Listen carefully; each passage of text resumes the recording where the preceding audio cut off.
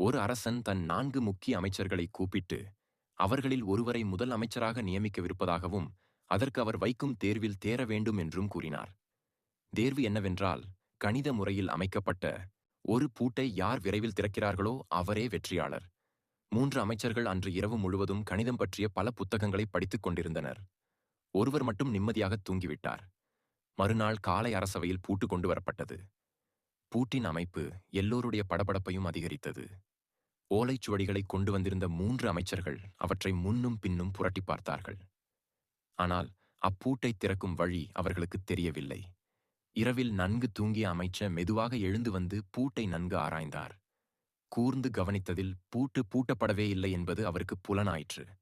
சாவியே இல்லாமல், எந்த கணித சூத்திரமும் இல்லாமல் பூட்டை எளிதாக அவர் திறக்க மன்னர் அவரையே முதல் அமைச்சராக்கினார்.